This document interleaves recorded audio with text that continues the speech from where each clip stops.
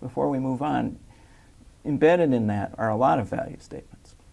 Are there any more that you want to lay on us before we go on to the next chunk? That response didn't touch, for example, on the different technologies that might be available. You know, we know that we can supply internet service with satellite. We know we can supply internet service with broadband radio, whether it's Wi-Fi or WiMAX, in addition to cable and optical fiber, or DSL over copper pair. So there are a lot of different ways of providing that service, and I would say that we should be very careful not to legislate any particular technology. In fact, I don't believe a single technology is likely to be the technology of choice for every case.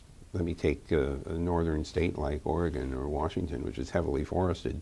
You frequently cannot get satellite service to work because you have foliage penetration problems. And so you have to find some alternative. Now, maybe a lower frequency system down in the 700 megahertz band might actually work despite the foliage problem. And so one wants to think a little bit about that. The white spaces between the television channels might be another possibility as well.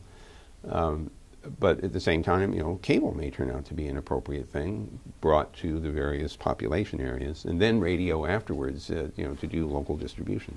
So there are a lot of different possible solutions, and I would urge to caution in terms of choosing which particular technology. That really should be a company or utility decision, which one or which ones to use.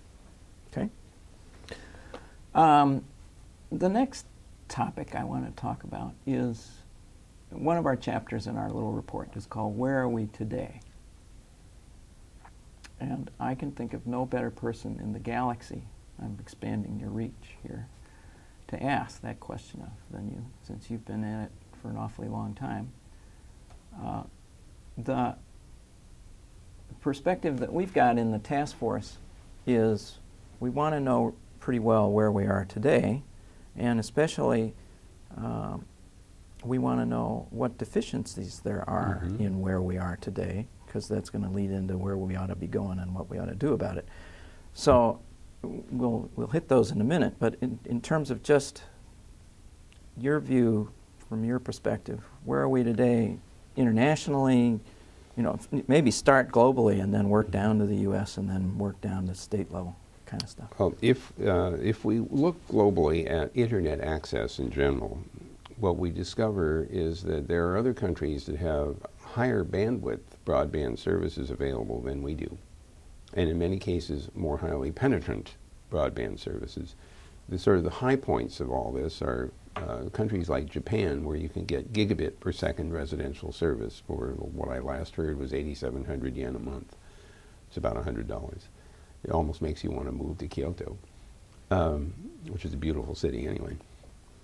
There are other countries in the world where you see very high penetration and very high data rates in the 100 megabit range. You see this in Hong Kong, you see it in Seoul, Korea. Often those places have residential settings that involve high-rise apartments, which are easier, frankly, to light up with fiber, and then everybody has access to that broadband. The American situation is less simple in some sense, because we have a lot of single-family dwellings, which means that we have to have fan-out at the edges of the net, and that requires physical facilities or radio or something in order to reach these separated dwellings. So we have a bigger problem. We're also a physically larger country.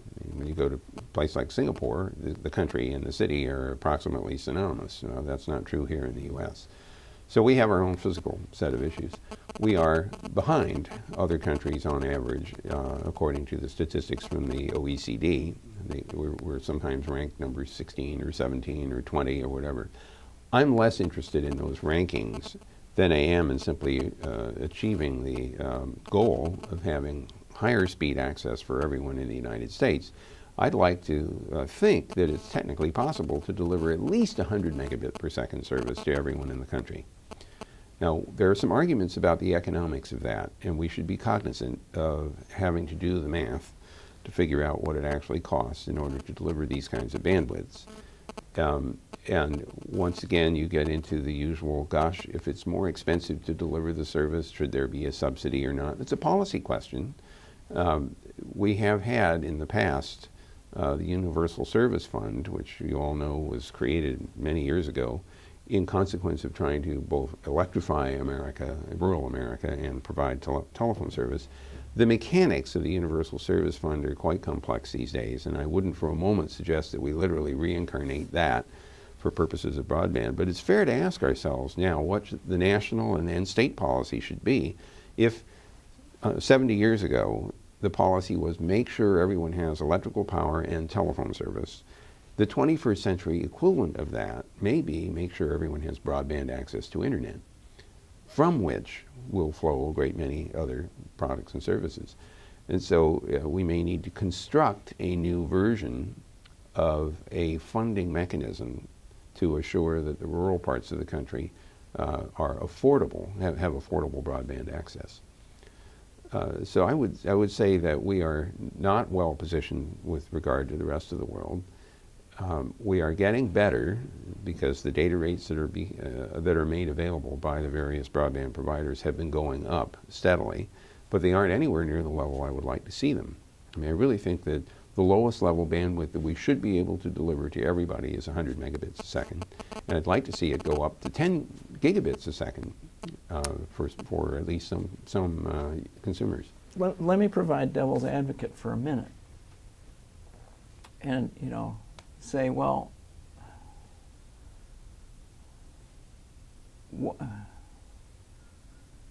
maybe we have a chicken and egg problem, but if I had 100 megabits or a gigabit in my house right now, I wouldn't be able to get end-to-end to much of anything that would feed it. Okay, and so is there a sequence to this? Does this happen? Well, happen actually, over I don't agree with your conclusion. Okay. In fact, let's suppose that you did have 100 megabit per second access or a gigabit per second access. It may be true that there aren't too many places at the other end of the net that can pump data to you at that rate. But there might be multiple places in the net that are trying to get to you, or that you are trying to get to, and you want to deliver to them. Their aggregate bandwidth may very well add up to a gigabit per second. If you don't have the capacity, you can't serve them, or you can't reach them and pull data in. But I want to point out something else here.